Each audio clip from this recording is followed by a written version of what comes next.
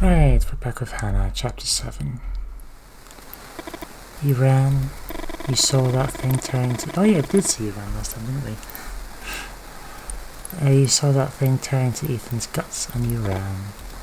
The night before, you'd spoke with Ethan and Leo, and they stayed up talking about what they each wanted for their future. Ethan wanted to write novels, have them adapt into movies. Yeah. He also wanted to be praised by critics, by his peers. Louis, you're not so sure what he wanted because he didn't say much. He mostly just listened. Which one got slaughtered? Run. I forgot who got killed. Though you suspect anything would do for him, as long as he could be close to Ethan. And you? What do you want? You still want to be a well-known documentarian, traveling from festival to festival like you once said? You travelled to shoot a first-person documentary on running some of Alaska's rapids. Oh, is that what the documentary is about? I thought Robert was just joking about that. Okay. You found a river where the risk of running into a grizzly bear was minimal. And you edited the footage to sell that risk. Documentary realism was the perfect disguise. A fiction that hides its true nature to sell itself as something else. But now fiction is chasing you, and instead of facing it, you pointed the camera in the other direction. What the? You try to steady your breath and step into the foyer of a strange building in the taiga.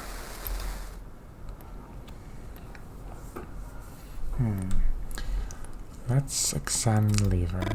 It looks like one of those levers that controls the power supply. Let's use lever then. It's going to be tough to move. Oh, okay. Into the room then. Exit. Okay. Do I just need to press this multiple times? There you go. Okay. Go us. You hear the sound of a generator somewhere in the strange building. Let there be light. Okay, let's enter. And there was light.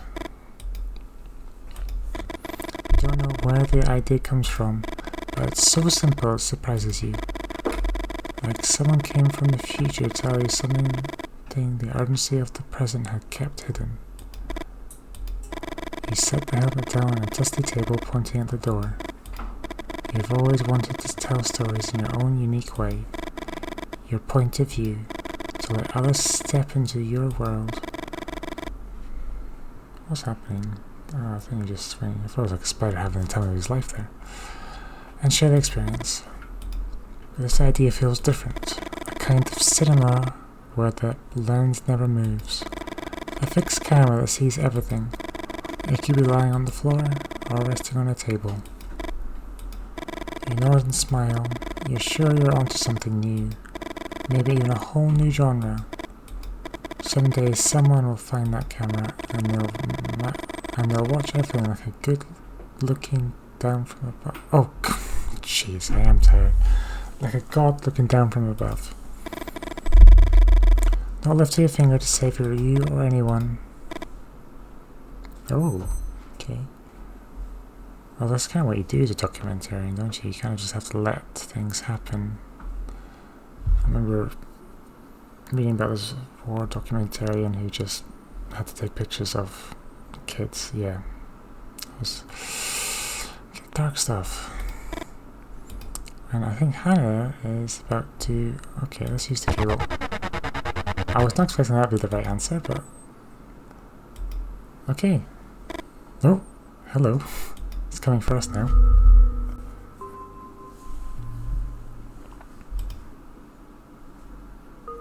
Back with Robert for chapter 8. I need you to calm down.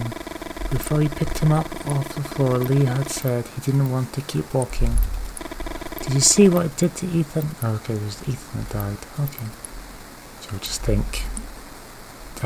Mission Impossible, if I forget. Although I don't think I need to remember.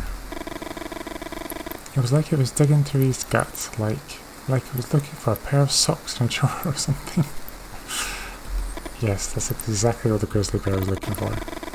Grizzly Man, even. I don't know whether to laugh or slap him. I don't know where Hannah's gone, but I'm done babysitting all of you. You're all adults now, and you know what you're doing. Is he just going to leave? You want to say more, but you choose to stay quiet. After all, Leo is still in shock from what happened to Ethan. And you? Why don't your hands shake or your pulse race like Leo's? Have you seen worse things in that past you don't remember? There's a phone in the cabin. You can come with me, or you can take your own chances with that crazy guy in the bear costume. You start walking, but a growl stops you dead in your tracks. Oh, another bear. You recognize it instantly.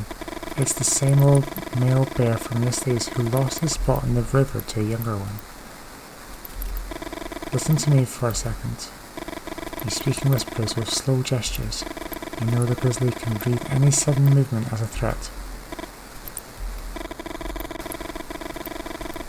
There's something in the animal's gaze that moves you. You're not sure what it is. A certain sadness, like the giant bear knows something that goes beyond its own existence. The thought fascinates you, and like everything else that happens to you, you blame your father for it, right? Even though you don't remember anything about your past, you can clearly recall every argument about his books. So you didn't get on too well with his dad then. Okay. I don't know. You were never much of a reader. Reading bored you, and if you ever listened to Jamie talk about his books, it was only because you wanted to spend time with the old man, even if he slurred his words and fell asleep in the middle of a rambling thought. Most crime writers use it. Most crime writers use it. What does that mean?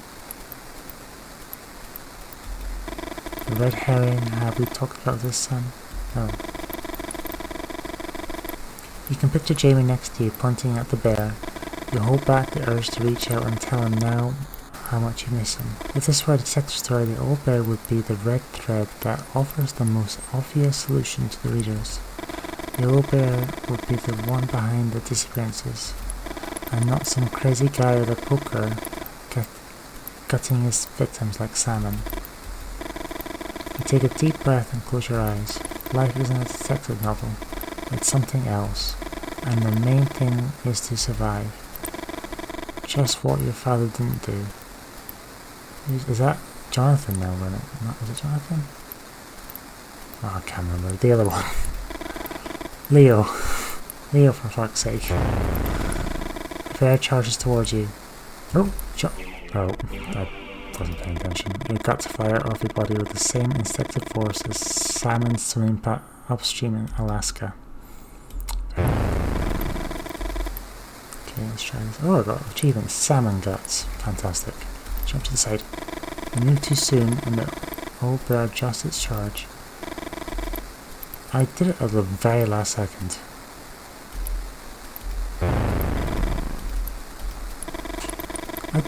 What? Alright. Shall I try again? There we go. So when it said too soon, I did it too late, is what it's actually meaning. Okay. You jump in time, because I think it was, I need to be in the dark red and not the coconut red. You know what I mean. I like the karate pose he's pulling off here. The pain floods your body with the urgency of an experienced lover. The pain floods your body with the urgency of an inexperienced lover. Wow, is that the first thing that came to mind, was it? Okay.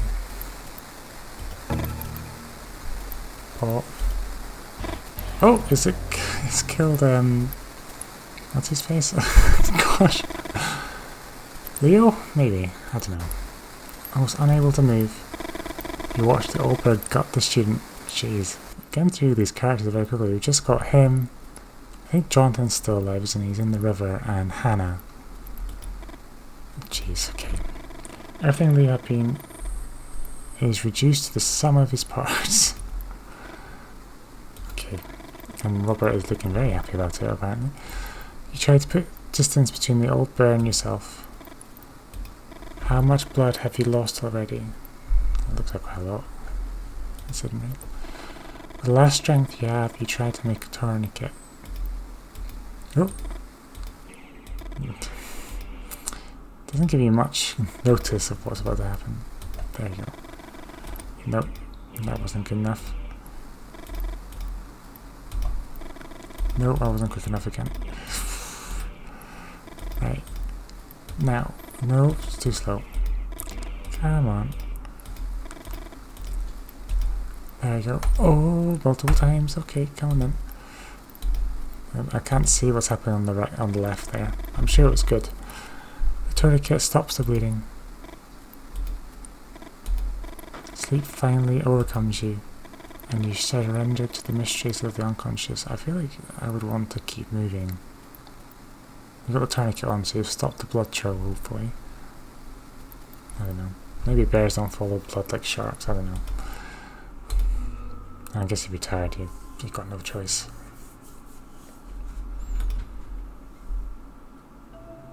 Oh, we're back with this guy. Whistleblower, listen up, because you're not gonna believe this. I don't think this guy's believing anything of what he's saying, but let's keep going. The US Army hands over soldiers reported as MIA to Dr. Morales. Morales implants microcontrollers in them and transforms them. Into what? Can you guess? Into Men in Black. Get it? From MIA to MIB. And then there's a third kind, the MICs, which is probably where we're here, right? It's probably why we're here, right? MICs are the missing in control. Missing in control. They're the MIBs whose microcontrollers from Dr. Morales stopped working. I can't help but laugh at how obsessed the government is with acronyms. MIA, MIB, MIC. What are they going to come up with next? Well, MID, I guess. Anyway, a lot of people are hunting down MICs. The MICs know too much. You don't say a word. You already know how important it would be to have a MIC on the team. I wonder... So I feel like the government... Yes, I wonder who he's talking to. Because he can't talk to the US government because they'll just lock him up. You know. I guess we'll find out eventually, but like... Who do you turn to in that situation? Don't know. Chapter 9. You don't know how much time has passed. It's hard to make out the signals when everything feels like it's underwater. Oh, is that Hannah? You don't know how much about myths. You don't know much about myths, but you know through what your father used to tell you. Are you sure Narcissus must have felt something like this when he saw his own reflection on the surface of the lake? Oh, is that the lady we were in the first chapter? I can't remember her name. Ah! Did she just poke me with a stick? Claudia. Oh, that was her name. Are you okay? Though you try, you can't form an answer. And lose consciousness again. Don't know.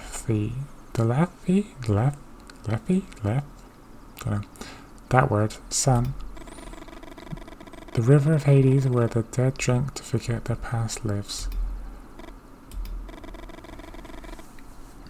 One day, more drunk than usual, your dad had told you the river of Alaska belonged to the basins of Hades.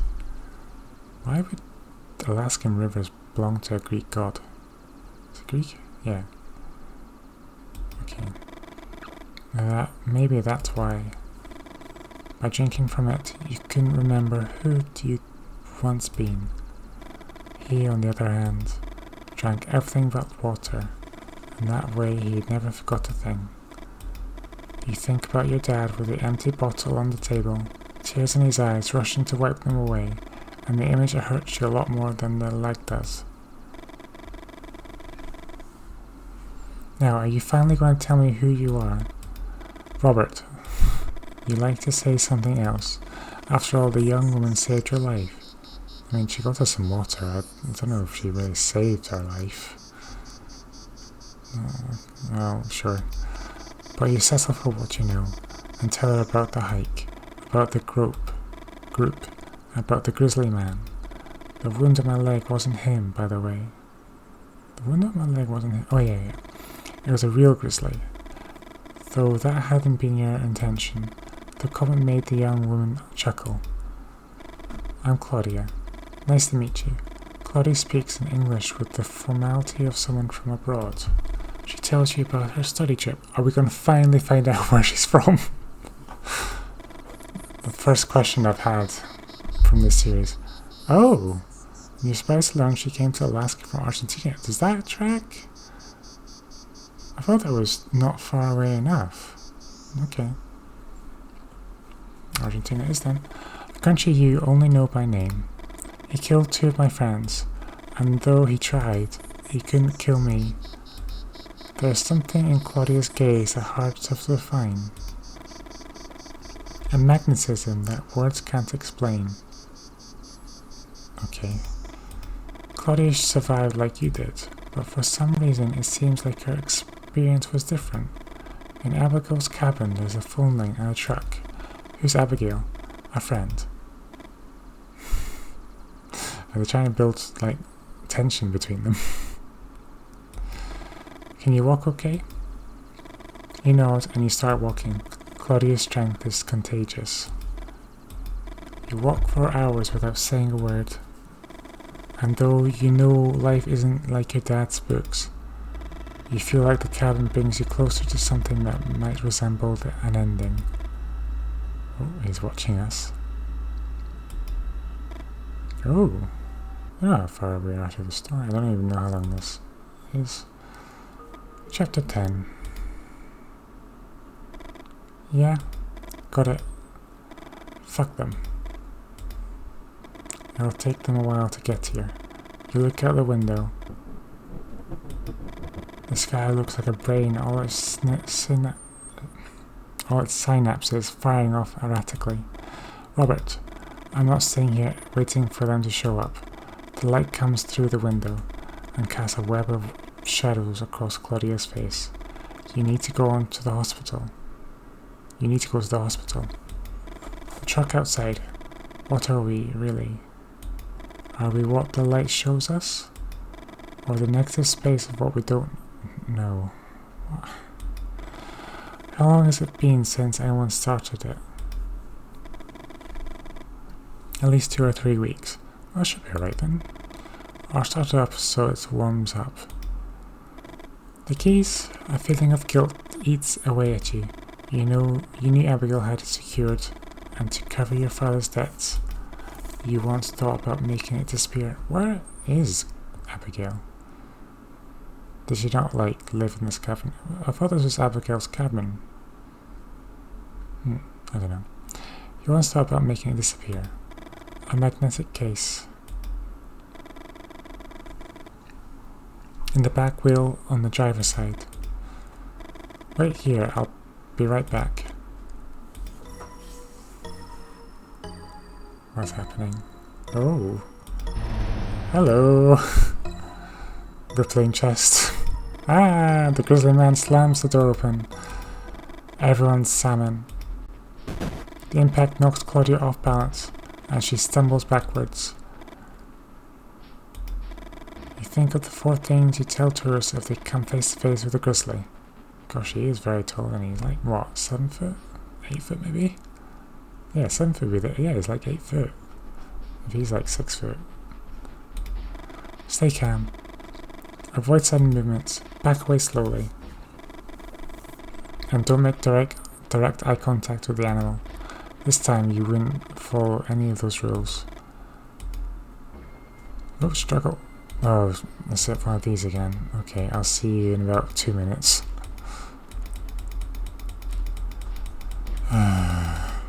Oh, I died. Painting of some artist whose name you can't remember. Right, okay, let's keep going. This is gameplay. Is it quicker to do it with the keyboard? Yes, it is. Come on. Oh, well, I know for next time. Ah! Right, what do I do? Check pockets of the pants. Check the cuff. Cool, I got something. Stab with knife. No, I was supposed to struggle then. 6 of you pass as a man in black. Okay, starts at the floor of Abigail's cabin. Yeah, it is her cabin. Okay, check thing, check cuffs. Struggle. You try to wrestle with the creature. Oh. That was not the thing to do. Okay, let's try again. So, check pants, check cuff. There wasn't any other option, was there? Stab with knife. Oh, did I not press that before? Did I press the other one? Oh, I don't know. Well, we stabbed him, and blood is gushing everywhere. Oh, he just needs us in the face. I mean, fair enough. I'm on the floor. You try to stay awake, but the darkness creeps in with the force of a natural disaster. Where are the eggs? I don't know why I put a robotic voice on. Should be more gruff. Where are the eggs? Too weak to move, and with your neck bent in an unnatural position, you think about your father, how reading had affected his posture, and just like him, they've done a good job of creating a face, or maybe it's a bit cliched, because it's like Joker / Smile, if you've seen that horror film. Yeah, I guess smiling faces are generic at this point, aren't they? Hear him grumble and complain, and laugh and cry. The only thing you can do now is watch as the scene unfold, unable to get involved beyond your role as a witness. Is Claudia gonna die now? Oh, wow. Okay, yep, she's dead. Claudia presses the sole of her shoe against the knife. Oh, wait, what?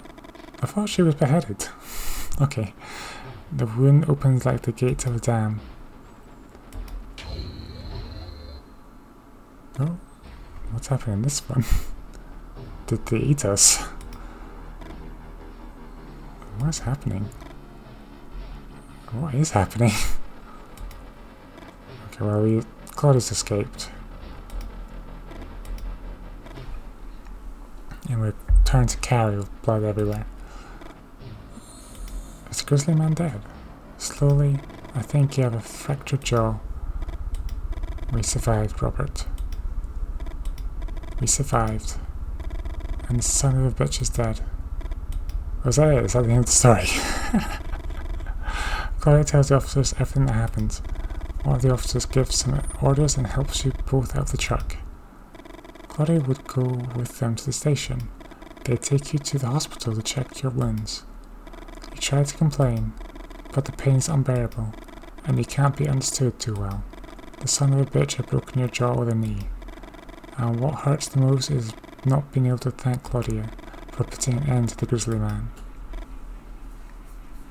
So what happened to Abigail? And what happened to Hannah? Or Jonathan?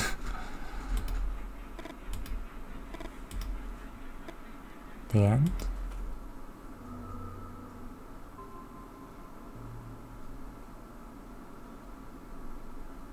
Is that it? Survivor. You know the lyrics. Is that genuinely it? That is it. It doesn't give... Okay, well, I'm quite happy it didn't give any backstory to the Grizzly Man outside of the bits we got from the interviewer, but that seemed kind of unnecessary, I feel like. We just hear nothing back from Jonathan or Hannah.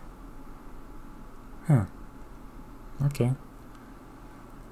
Well, I'll see what I'll play next time. Oh, we're getting a post-credit cutscene. Or is this a fake ending? Oh, is it? No. So at the end of the credits, a cutscene was supposed to be playing of everyone meeting up again in the bar. I don't actually know what happens exactly. Maybe better that we don't know. We had come up with our own story from what we saw, like Claudia getting beheaded because she got beheaded, and Robert just going mad. That's what I'm going with. And Jonathan and the other one, Hannah. Yes, they're just lost in the woods somewhere. Maybe they start a cult or something. That's the story I'm going with now because. Okay. Well, bye.